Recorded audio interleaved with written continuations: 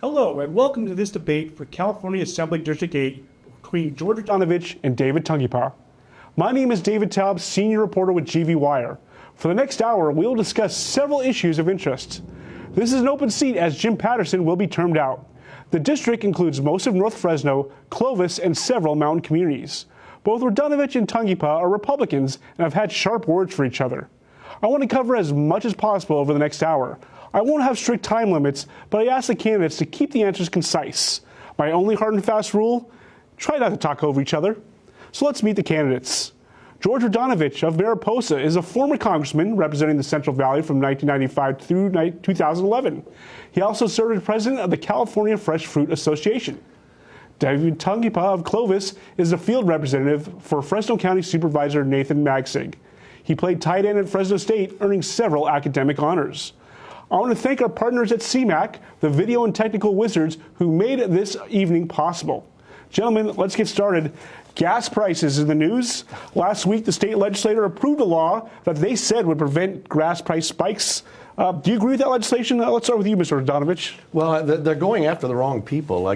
For a gallon of gas, the oil industry gets about 7 cents of it, and the government taxes on that is over $1.80, and they're going to go up. And for them to be able to go after the oil industry for price gouging is just disingenuous. And the problem is the fuel taxes and AB 32 that mandates the incredibly high gas tax to try to get us off of fossil fuels and over to wind and solar, which is not going to happen. Mr. Tangipa, I say, looks like you probably would say voting no if you were in the legislature. 100%. I think this is an area where George and I really agree on. California and what they're doing right now doesn't make sense. We have the highest gas costs in the nation. So we know that Sacramento shouldn't be controlling these areas. And I've worked with Senator Shannon Grove to really promote and push these. She had a bill this year called SB 15, which really focused on using the refineries here to produce the gas that we need, because that's how we save on costs, by keeping California energy here. We know that Sacramento can't deal with it. They shouldn't have the power on that part. We're seeing higher and higher gas prices. Let's not give power back to those same people of making it so much harder for us. So Mr. Radanovich, he had some ideas on how to save prices at the pump. What would you do to lower gas prices? Oh, I think I'd remove the taxes that are on there, and the tax increases that are coming. We have to embrace fossil fuels. We're never going to be able to leave them, and solar and wind will never account for more than 40% of our energy profile. So we have to embrace the industry. Like I said, like David had said, you've got to be able to produce here under circumstances that are far more environmentally friendly, and produce more so that the price of fuel goes down, and repeal AB 32, the global warming initiative. Right now, the counter argument is made that gas prices help pay for the roads. So if you get rid of the taxes, how do you pay for the roads? Less so now because of fuel efficiencies and stuff. That doesn't account for much of the roads now.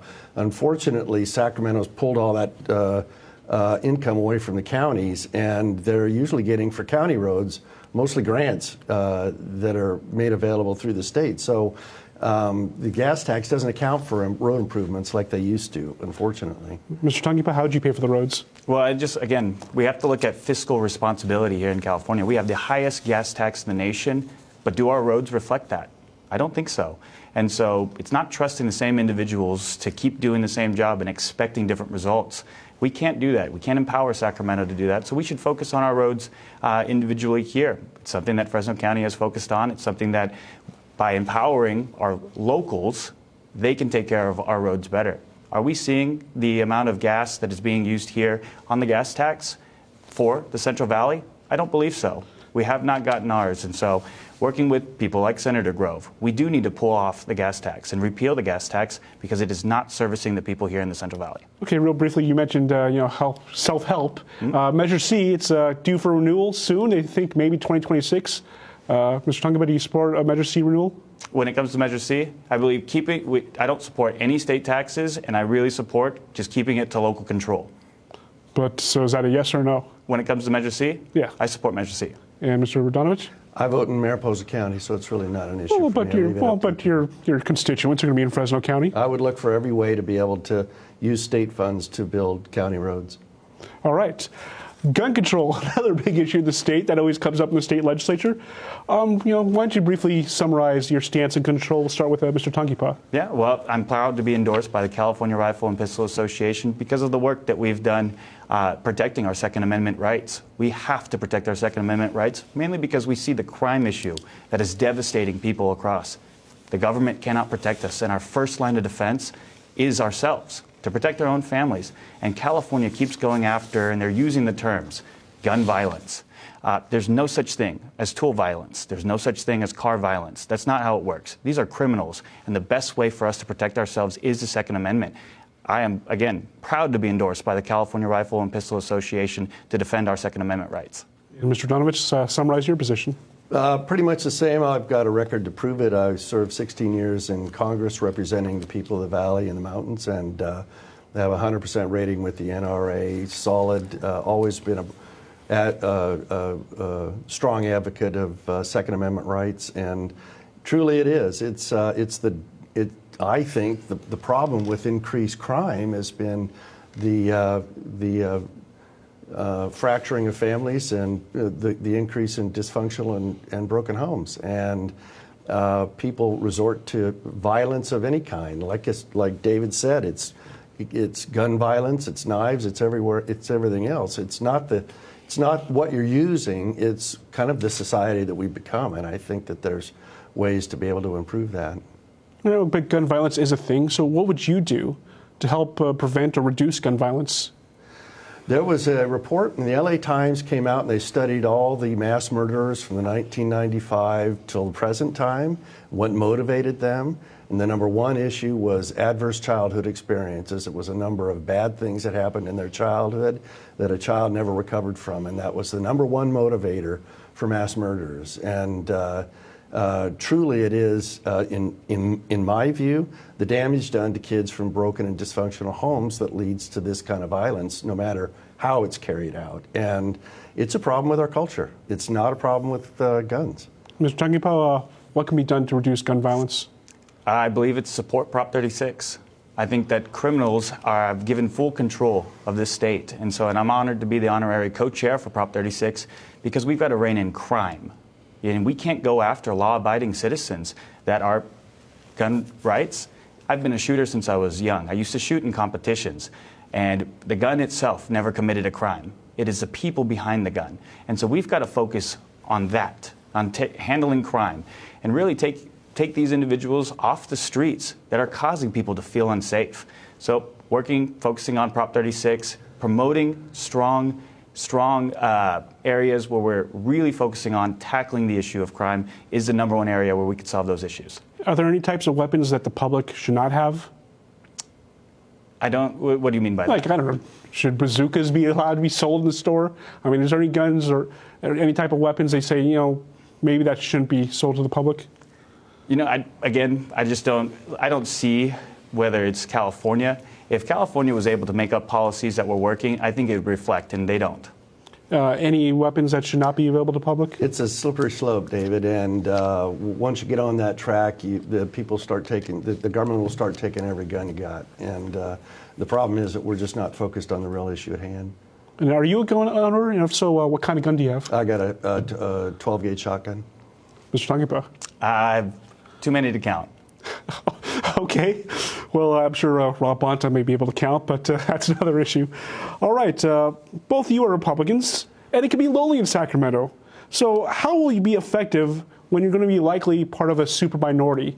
Mr. Radanovich. I think that's a fact. You go up there being part of the super minority, and you've got to have a plan to be able to get a balance of power back in Sacramento as fast as possible. There's one thing that is just destroying this state, and that is the single party rule of the Democrats. And it will not take just working in the legislature to chip away and make bad laws a little better. is going to have it'll take a bold plan that'll have to be, some of the efforts would be made in the state legislature, but also massive boost in the party power in the state, and the case will have to be made to the general populace as well. I was fortunate to come back from Washington, D.C. just recently. We celebrated the 30-year anniversary of the Contract with America. It was during a time when we were stuck in the minority in Washington for 40 years, and we came up with a plan, Newt Gingrich, the 10 items that it would take in order to and ask people to vote for you so that we could change that dynamic and get the majority once again in Washington. And we need the same type of thing here, and we need a list of about 5 to 10 issues that both the party can promote and that we can go and advocate to the California people to give them the excuse to come back to the party and start electing Republicans so that we can get into a balance of power as fast as possible. Mr. Tangipa, how do you break through when you're going to be outnumbered? Well, I could tell you about how we already have broken through. Again, I worked with Senator Shannon Grove on a bill called SB 14, which did a few things very simply, and it made child sex trafficking a felony and a strikeable offense in California. And that was originally killed by the California Public Safety Committee. But that didn't stop us. What I was able to do was modernize our ability to reflect the people and the general people of California and show them that the California Public Safety Committee got up and walked out when all we were trying to do was protect the kids and make it the same level as arson, robbery, and burglary. I created a public pressure campaign that actually focused and spotlighted those issues. It activated over 4 million people. 90,000 people wrote to the governor's office, and he forced it to the floor, and we got it done. That is doing something different that we have not tried before. That is a big portion of my campaign, is to modernize this message, because people know gas isn't working for them. Grocery costs are too high. Insurance is too high. California has one-party rule, and we've been in 30 years of this single-party rule. It's time to do something different. So what would be the first piece of legislation you propose? One of the number one areas that I'm looking at is taking on the cost of our energy right now. We have these policies of scarcity that limit whether it's hydroelectrical facilities to be on our green and renewables portfolio. I see, and I had to deal with this. So I lost my father earlier this year, and I've had to take on and take care of my family's mortgage on that end on top of my own. And one of the areas that is killing us is our utility cost. And yet California has created policies of scarcity which limit the supply and increase the demand. We have to free up. Cutting cost, cutting regulation, free up businesses will make it easier on everybody. Mr. Radanovich, what would be the first piece of legislation you propose? I would introduce ACE legislation, which declares ACEs, adverse childhood experiences, a statewide emergency. It would allow communities to start collaborate to be able to drive down those occurrences. It would create a certain amount, like in the state budget, 40% of it is mandated to be spent on public schools. I would mandate 40–50% of Health and Human Services to fund the projects to increase ACE awareness throughout the state and remediate them. That puts us on a track to restoring families in this country, and that is the common denominator of full prisons, crime, poor educational standards, you name it. It is the common denominator thing. That is a bipartisan thing that can be worked out with Democrats. And then I would attach it to a bill, a list of things to take to the public through the party, hopefully, that it would include that, but it would also include a repeal of Props 47, 57, and AB 109. It would repeal AB 32, the Global Warming Initiative, and it would repeal or revise CEQA, and also Prop 103, which has destroyed the insurance industry in California. And the package of those things will prove will be so alluring as a fix for California that it'll bring voters over to our side so that we can finally change that dynamic of being in the insignificant minority in Sacramento as quickly as possible. Mr. Tangipa, in a mailer, Mr. Radanovich called you a rhino, a Republican in name only. So what Republican values do you hold? You know, I look at this as, George is focused on my campaign, and really, it's just every single one of his mailers has actually tried to point out or attack or go somewhere else. And his focus is he's running against me, and I'm running for California. I've been working in this area. There we see the mailer there. Well, and again, everything that he's come up with there, I don't know how he could say that I'm Gavin Newsom's best friend when I'm an honorary co-chair for Prop 36, that Gavin Newsom has been running against the entire time in the work that I've put in. I can't say how I'm Gavin Newsom's best friend if I've worked to pass legislation with Senator Grove. And not only that, I have Jim Patterson's support, Lisa Smitkamp's support, 14 other members of the Assembly, 4 other senators, because of the work that we have put in. And while he's running against me, I'm running for California. And I hope people see through a lot of these attacks. Because if you look at his record will reflect that he supported $1.1 billion to the IRS. He's running saying that he's going to support farmers, but the legislation that he authored and wrote took water away from farmers. And right now, we're focused on what can we do today to fix California. I have gotten more done now than any other person at this table. So, Mr. Radanovich, why'd you call Mr. Tangipa a rhino? Well, here's what I think. I think the tax record is the difference between Dave and Naya's experience, and I've got a long track record of being anti-tax, anti-regulation, pro-gun, pro-life. It's in the record. We don't know anything about David Tangipa other than the fact that he endorsed a tax increase of $1.6 billion placed on the backs of Californians. It really impacts the poor and the middle class. That's the record he has to speak of. And so the public needs to know about that. That's why I've been endorsed by the Howard Jarvis Taxpayers Association, Congressman John Duarte, Congressman Tom McClintock, Frank Bigelow, the former assemblyman, David Buchigian, a number of county supervisors, and the Fresno, Madera, Tuolumne, Calaveras Republican parties, who are not very happy with David portraying himself as a rhino to try to get Democrat votes in this race. Mr. Tangipa, a quick rebuttal? Well, again, I think it's unbefitting of a former congressman who actually wants to talk about building up the party. And yet he just stated right there that we don't know about David, so we'll make it up. We'll make up an economy plan that has nothing to do because he's stuck in the past. I supported the voters' right to choice on that when it comes to here in Fresno County. He didn't take a position earlier today because he doesn't vote in Fresno County, but yet he takes that same position now on a different measure.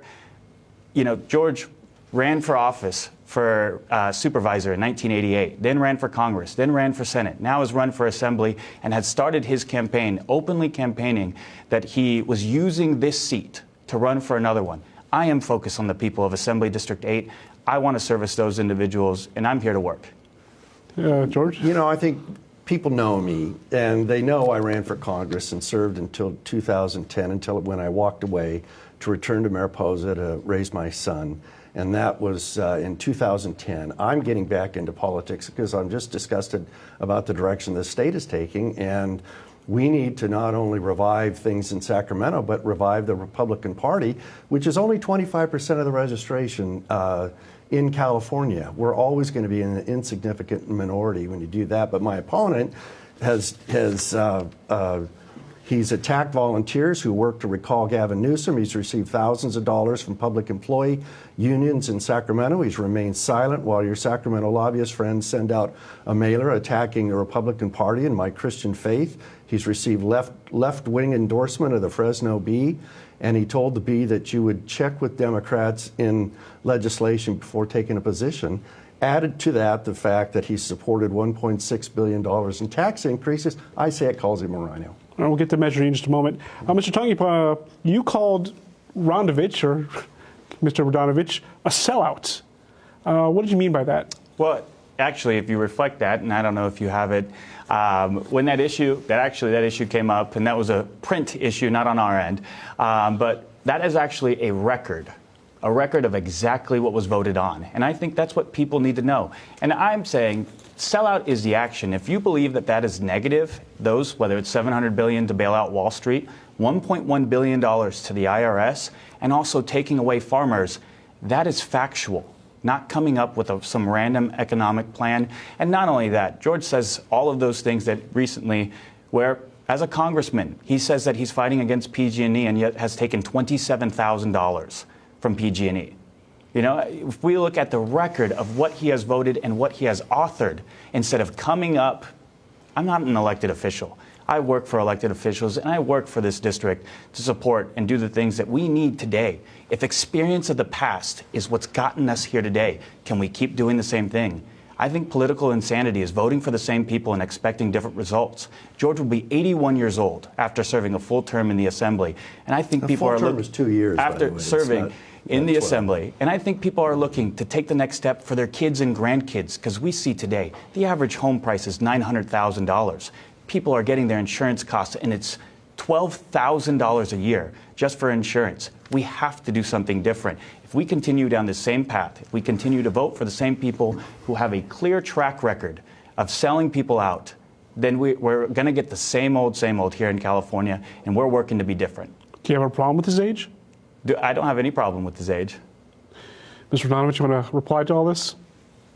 I frankly don't know where to start. I will say, though, that you can take votes that were listed there from 2001 and around that time, and you can twist them to turn into anything. As you know, Congress, after we balanced the budget for 4 years, Congress turned to passing omnibus bills that, you don't know anything in there. And frankly, I wouldn't be endorsed by the Howard Jarvis Taxpayers Association, which is the gold standard for tax responsibility. I wouldn't be endorsed by them if any of that stuff was true. And there's a reason why they don't endorse David Tangipa, because he's for raising taxes. And I'm obligated to share that with the voters of the district. Now, Mr. Tangipa, you recently wrote on social media that Mr. Radanovich used an image of you in his mailer that you were unhappy about. Why don't you explain that a little bit? I think that's something that everybody needs to know, especially when it comes from a former congressman that has resorted to name calling, but not only that, has done something that we haven't seen before. He used an image from a memorial that I did for my father, who I lost earlier this year in March, and then sent that same mailer on my father's first heavenly birthday. That was a direct and targeted area. And if that's what we want when it comes to character, representing the people here to take the next step. And my positions are fighting for California, every single one of his mailers. He has not put a single plan out there. I am focused on reducing the cost of living. I am focused on cutting state taxes and supporting local control, because the locals know what to do. He is focused on taking on me. I am focused on taking on California. And a quick reply? One of the first things I did for David after he saw him when his father passed away was to offer my condolences to you. You know that. And these pictures in the public domain, I have no idea where that picture came out. You might want to put the mailer on there, because what his real issue is that he's frustrated because I'm telling the people of this district that he's for raising a $1.6 billion tax on the American people. He and Kamala Harris have been endorsed by the Fresno Bee, and he doesn't like the fact that these issues are coming out because he has to defend them. I lost my dad. I know how horrible that is. I would never stoop to doing something like that. And if it's a problem, it's your problem. I'm sorry, but I've expressed my condolences. I know how awful that is to lose your dad. Well, and there was no intention, and that to me, you're really reaching, pal. Let's talk about it real quick. Well, he brought up the other ones that something had to do with attacking his faith and attacking the Republican Party. It states on there, not endorsed by a candidate on that mailer, because I had nothing to do with it. He signed off on this, and that screen capture was not a picture. It was a video. So you had to have watched the video, and it includes my father's birthday on that. He passed away, and we celebrated his first one. I'm working for this family because I know what families are going through. I take care of my family, being in this position because I grew up. My mother immigrated here from the island of Tonga. My father was a veteran who served this area. I had the opportunity to break generational poverty through a scholarship to go play football at Fresno State. I'm the first person to graduate my degrees. I started my business focusing on first-time home buyers and veterans to pull those same people out of poverty like myself. And it's unfortunate. Again, I have released what I'm talking about, taking on the state, taking on crime, taking on all of these areas and focusing on local controls, because we cannot trust those from the past to solve the issues that they created. I asked George this: why didn't he fix those same issues when he was in power in Congress? And now he can save these issues now as in the super minority? What have you done that is different than what was done back in the 1990s? What have you done that is different from the 1980s? And can you not say that you created the issues that we have today, and now you're expected to solve what? The ones that you created. When you say that you're fighting for water for farmers, when you wrote the bill with Dianne Feinstein to take no less than 250,000 acre-feet of water a year from them, that put West Side farmers against East Side farmers, you're now running to go against your own bill when you were in power. That doesn't make sense to me. And so while I'm focused, we're working.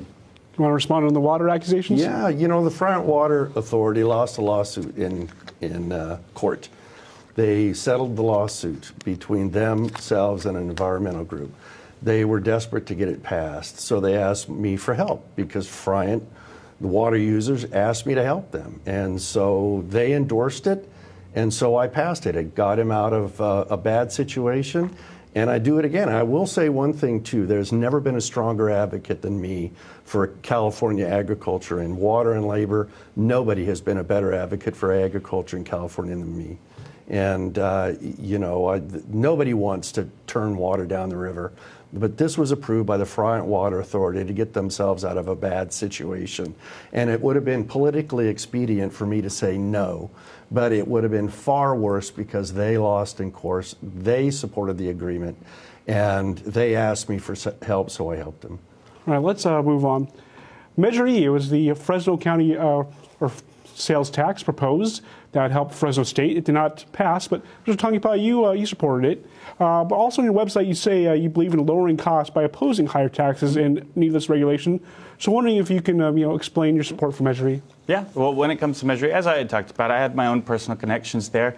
But also, I didn't support it in the sense I didn't advocate for anybody else to vote for it because the only campaign that I was working on was my campaign for this area.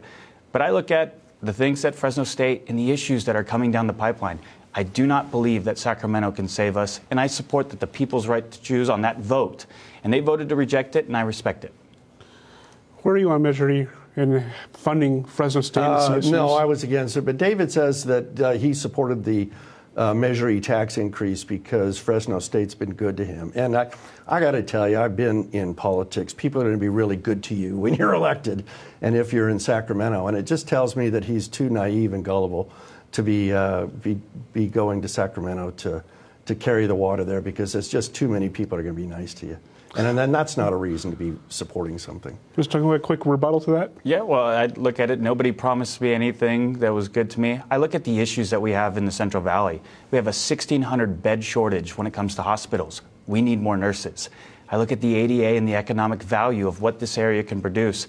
If we support that type of infrastructure, and again, I support the people here locally to have that ability to choose. And we're stuck in the past when it comes to that. Measure E is a non-issue. And I also want to correct my statement when it comes to the Measure C.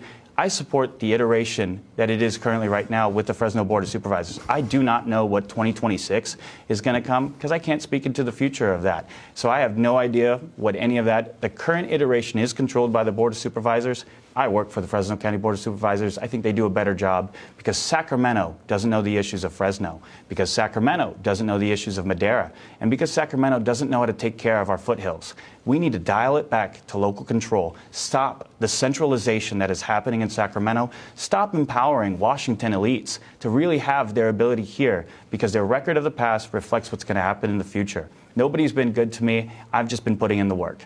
So what is the best way to fund local colleges and schools? I think it should go back to the local level. I think the cities, the counties, they can take care of themselves. It should not be at the state level, and that's why I'm going to the state to fight all of the state, cut regulation, and cut state taxes. People need to keep money home.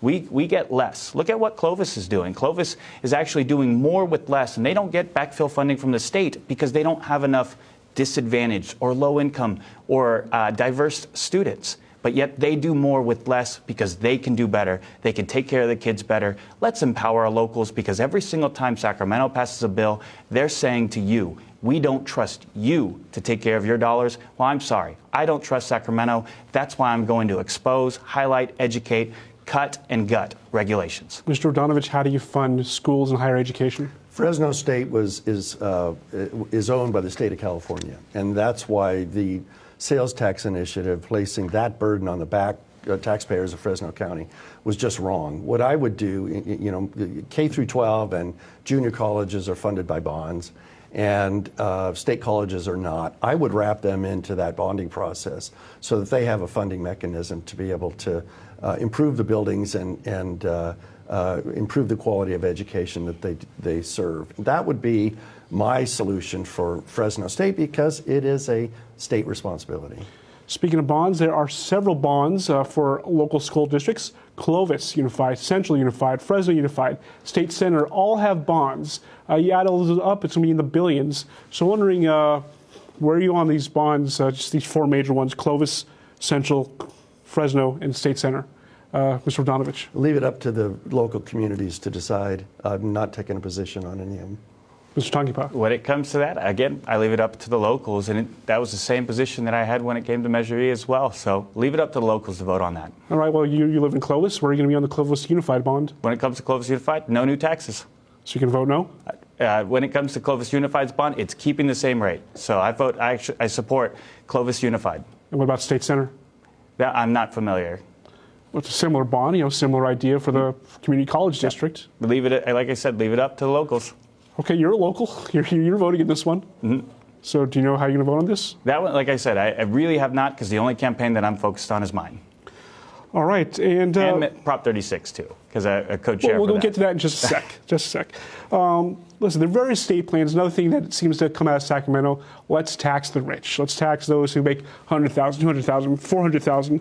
So, you know, state your position on where you are in raising taxes for high-income earners, Mr. Radanovich. No, I mean, it's just like not in favor of raising taxes. California is not suffering from not enough tax. It's suffering because we've been overtaxed and overregulated, and the state government has assumed too much control over people's lives. And you know, right now we have that insignificant minority of Republicans in Sacramento that can't affect any of that. And my job is to work with the legislature, work with the state party, and work with the people of California and give them a reason to come back so that we can start repealing the bad laws that the single party Democrats have been passing over these last few years, and then begin to reduce regulations and taxes, free people up to be able to grow the economy in California.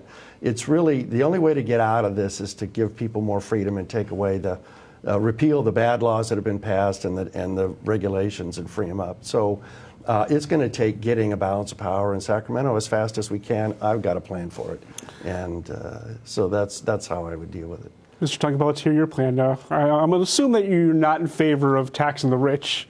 So how are you going to prevent your colleagues and Democrats from doing so? Well, you have to look at what's happening right now. We're in a $72 billion deficit here in California, and that's projected in between. California is not working, and they're looking for more and more dollars here and there.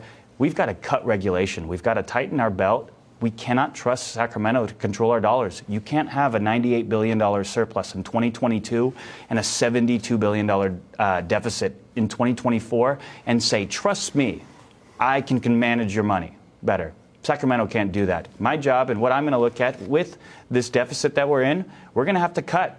And we're going to have to either cut teachers, police officers, and firefighters, or we're going to have to cut regulation. And what I want to do is show that these regulation and administrative agencies are struggling and are strangling our businesses here. If we can free our businesses to take care of themselves, if we can free, whether it's the forest, to properly manage our forest, if we can free all of these companies, businesses, and individuals from California regulations, that's where we can really save money.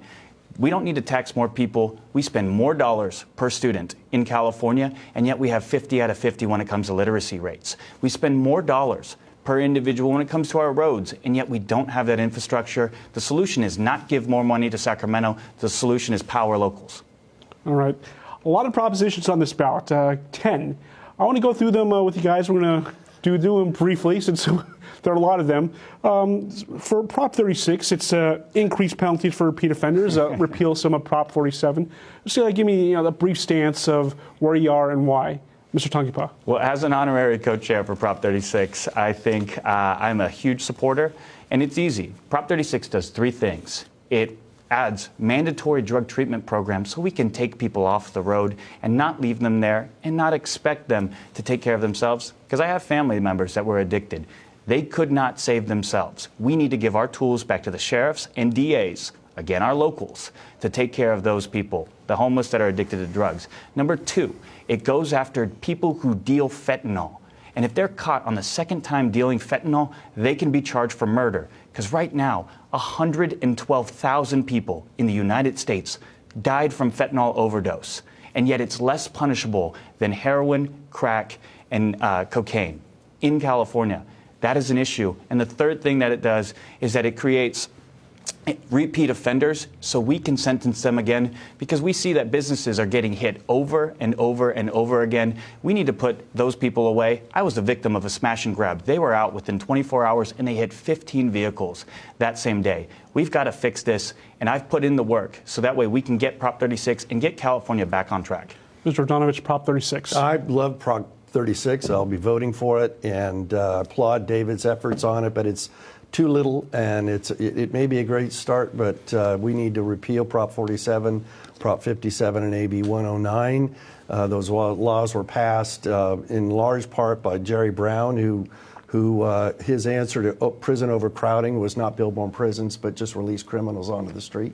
And then the smash and grab legislation. So, you know, it's good to take bits and pieces of it, but until we get balance of power in Sacramento, and that means Republicans out of the insignificant minority, we're never going to be able to do all the things that need to be done to fix this state. So while I applaud and I'm supporting Prop 36, there's an awful lot more that needs to be done, and it needs to be wrapped into a package that you can present to Californians and say, this is what needs to be done to fix our state, and in such a way that it causes them to leave the Independent Party, the Democrat Party, and come back to the Republican Party, so that we can elect more Republicans and achieve that balance of power.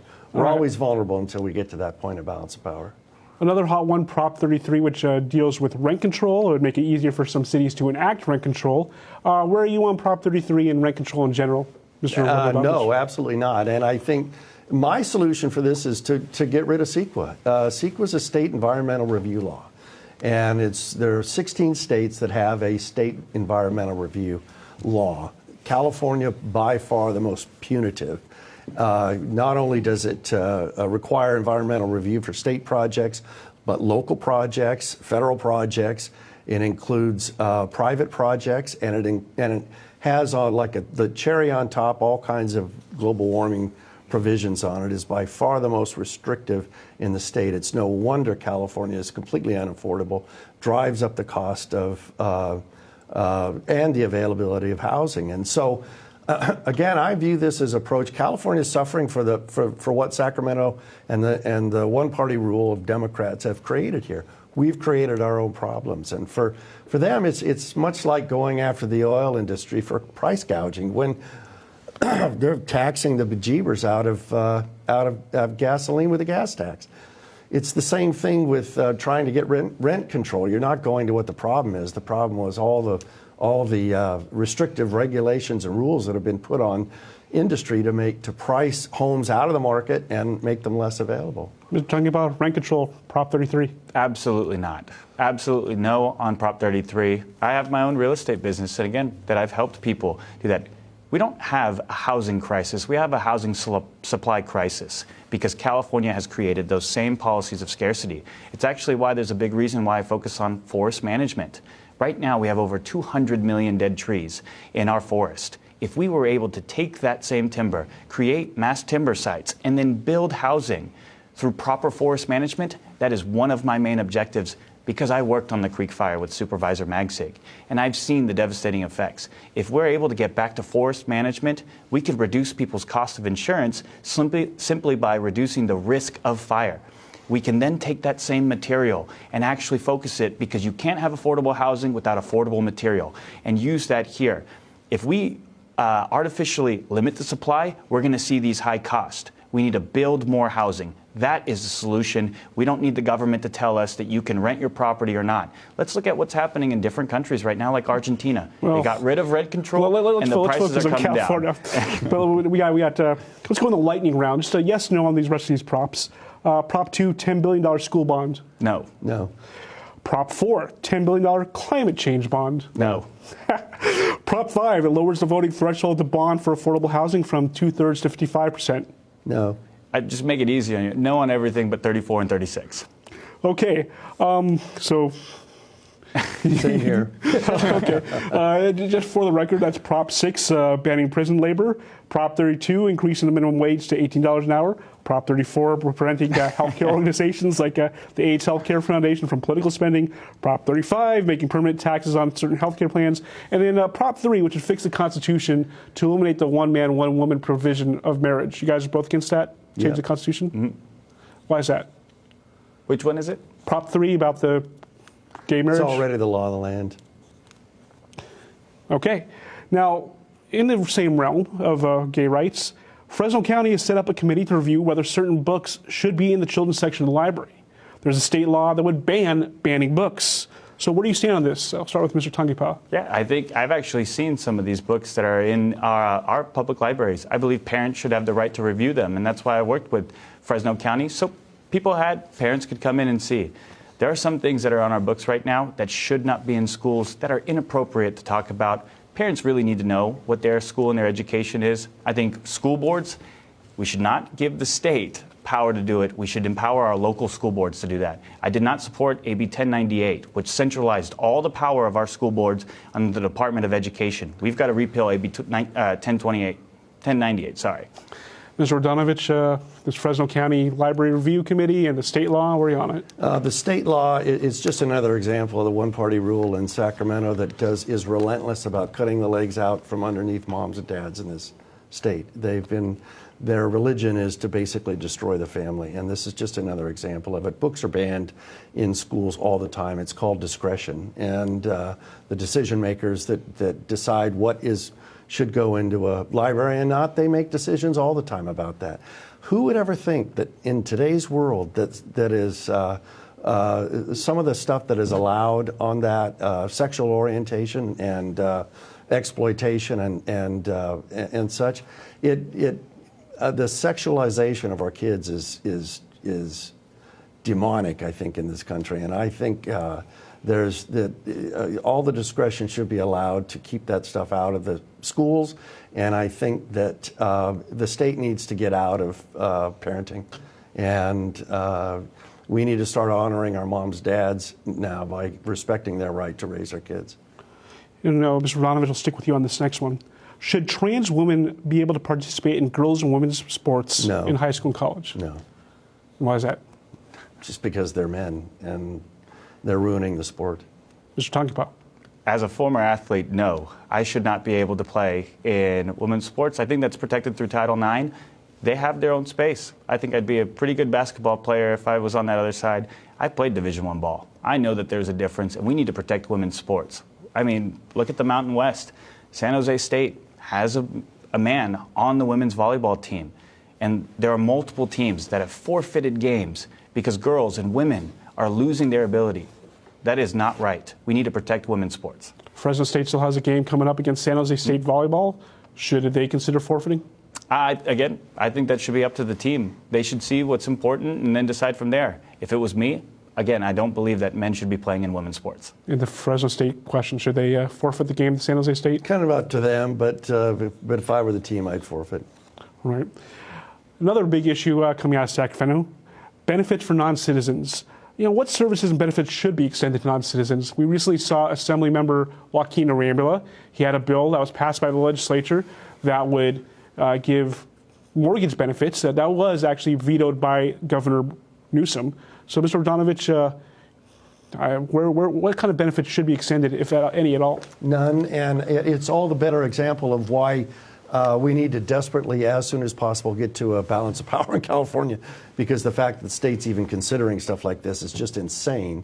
And so, I got to tell you, after watching this administration, Biden administration, over the last 4 years with open borders and just letting everybody across. I'm for moving some of these illegals back and getting them, deporting them. I mean, I think it's gotten that bad in this country. And for us to, as a state to be considering giving benefits only opens the floodgates more.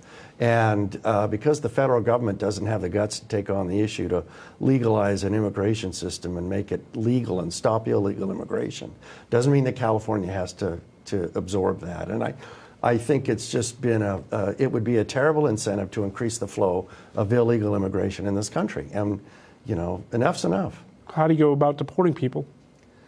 It was done by the Eisenhower administration back in the 1950s. It can be done again. It was like 70, 80 years ago. So what? Well, things have changed. All right, Mr. Tangipa, should any benefits be bestowed upon non-citizens? No, we're in a $72 billion deficit. And I already brought up the issue. If our kids are 50 out of 50 when it comes to literacy rates, and the average sixth grader, and this is something that no other legislator is talking about today, the average sixth grader in California education schools reads at a third grade reading level, and yet they're moving them on. That same bill where they talked about $500 million towards down payment assistance for illegal immigrants, they also proposed $500 million reduction in education for our kids. That is a priority issue that we have here. We're not even taking care of Californians. How can we expand it? And I have a soft spot when it comes for immigrants because I sponsored my mother's immigration. I know what the process looks like. I did it for her. That is not where we need to be focused on. California dollars need to take care of Californians. We've got to solve our issues first before taking care of anybody else. But, you know, there are millions of immigrants, non-citizens, living in California, living in Fresno. What do you do with them? Yeah, well, it really just depends. Again, when you look at it, was the first action that you came into this country committing a felony. You cannot reward that because then you only increase that. We've got to have we've got a secure border so that way we can make sure we can take care of everybody together and do it the right way. You can't incentivize criminal activity. We've done that. That's why we're working on these different areas to just rein in. We want to solve the world's issues, but we can't even take care of our own kids. That's a priority issue, and we've got to make a priority taking care of the future. Right. Now, in the realm of crime and in public safety, if you're elected, what will you do to ensure that the California Highway Patrol hires enough new officers to keep the citizens and highways safe? The CHP today has 1 in 6 job vacancies, despite recent pay increases in recent years. So, Mr. Radanovich, how would you help the CHP recruit? That's a good question. I think that we'd have to look at their salaries and what they're being paid and what is preventing more people from going into law enforcement. I think it's endemic beyond Highway Patrol. It's in law enforcement in general, and it's been this state and their one-party rule that has basically been taking the side of the criminal rather than the victim. And the incredible disrespect for law enforcement over the next few years, it's not just Highway Patrol, but it's in law enforcement in general. When the state becomes a pro-criminal state and releases people out of prisons relentlessly and won't keep them in jail, it's for law enforcement. You begin to wonder why you're even doing the job, and I think that has a very big part of it because local law enforcement is facing the same thing. And we need to become a law and order state, again, where we are a citizenry that respects law and order and authority. And we don't have that right now. And so I think that, to me, is something that needs to be fixed. And that's where that's the purpose of the ACE legislation that I'll be proposing. And rebuilding the families is where those values and respect for authority comes from. And that's kind of where you need to start in order to make law enforcement respected again. And that's, I think, what will it'll stop the exodus of people signing up to take care of us in this country and state. Mr. Tangipa, did you get Ponce and John back on patrol? How do you help the CHP recruit more people? Well, I've actually been working a lot with the CHP because we've got many issues coming down the line. And I'm proud to be endorsed by the California Highway Patrol, California Association of Highway Patrol, to take these issues. A lot of CHP officers are leaving because we do not support public safety and our public safety officials. We've got to get back to empowering our police officers to make people feel safe again. But not only that, they are overworked in a lot of areas. One of the number one issues, and actually the most dangerous thing, and I was with Captain Matalonis, which is our local Central Division captain, talking about it. The number one most dangerous thing to do, even more dangerous than fentanyl in the Central Valley, is to get in your car and drive. More accidents happen right here and fatalities than actually do when it comes to that kill people than fentanyl. So we've got to help our CHP officers deal with these issues and give them the tools that they need today. If we're looking at this, we are actually working on a study right now that shows that 1/5 of all the accidents that are happening are from uninsured, unlicensed, and illegal drivers, people who should not be on the road. We've got to add more enforcement on that area, pull these people off, we'll lighten the load on their ability to work, and then we also have to support them up and down and believe that they're doing is the right thing. We saw what happened in 2016 and 2020. We've got to get back to being pro-law enforcement again, and that's exactly what I'm working on. All right, let's talk about the district itself. District 8, Assembly District 8, covers Clovis, North Fresno, the traditional areas that this area's been covered. But we go all the way up to the Nevada border. We go several mountain communities. And now this is drawn by the independent commission, that do it based on the census every 10 years. So do you think this redistricting is fair, is right? I think the panel that does redistricting in California is a partisan panel. It's not supposed to be, but they draw districts that isolate Republicans and benefit Democrats. And they're almost solely responsible for the fact that we're in the insignificant minority now. You're always going to have a combination of rural and urban. You got to take care of all that property in Inyo County that stretches all the way down to Death Valley. They got to go somewhere. And there's more land than people there. But I think we need to take over the redistricting plan for California to make sure it's equitable, to be able to not lump Californians and push them clear to the eastern edge of the state. So I'm very happy to have represented this area, 80% of this district, in Congress for 16 years, and that's why people trust me to send me back into politics in Sacramento. So I've got no problem. The mountain areas are wonderful places. I live there, but I understand the issues of the valley and Fresno and Clovis and agriculture in the valley as well. So you got to be able to do it some way. But the current system of redistricting now is hugely partisan, and we need to get some balance back into that. Mr. Tangipa, is redistricting fair? Well, actually, that's one of the areas that I was working on, and I'm proud to be one of the chairs for the Valley Young Republicans and a former vice chair for the state as well. I sat on the Redistricting Commission, and I can tell you this, that commission once said that Fig Garden, and I mean, sitting in this meeting, they called it a historically black community, the community of Fig Garden here.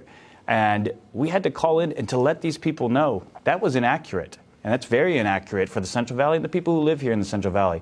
So we have this commission that is redistricting the area, and they have no idea what represents what and where. And I think that there were partisan games that were played on that. What we've got to do, since citizens have to get involved again, we need people to apply for the redistricting commission because there wasn't anybody from the Central Valley. The closest individual on that was from Tracy, who was originally from the Bay Area. Is that who we should have redistricting our area? I don't think so. We've got to be more involved. 2030, I'm going to ask people to sign up for the Redistricting Commission and to pay attention because it matters to your life. It matters on how we have a district as large as this district. Assembly District 8 is 25,000 square miles, leads you into the entrance of Las Vegas, and goes all the way up to the Arnold-Calaveras border. I bought my truck with 20 miles on it. I have now 64,000 miles working in this area trying to service the district. It makes it extremely hard. We've got to get better at redistricting, and people need to play a heavy factor on that. Another voting-related question. We'll go with Mr. Tangipa on this one.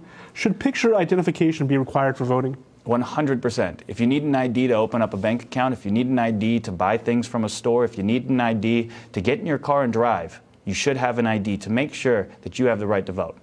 Mr. Radanovich? Yeah, it really does need to. I think it preserves the chain of custody, and that's the real danger of things like ballot harvesting, is because it destroys the chain of custody, and it makes it too vulnerable to cheating. And so, yeah, I believe in in-person voting with an ID, and you should have it in order to be able to get a ballot. Now, another election issue that's putting the state and the county together is When should the sheriff and the district attorney be elected? This county says 2026 in the mid-year terms. The state wants it 2028, the presidential terms. Mr. Tangipa, what should it be? Well, you clearly know that that was Measure A that was on the ballot, and to keep our DA and our sheriff on the gubernatorial election.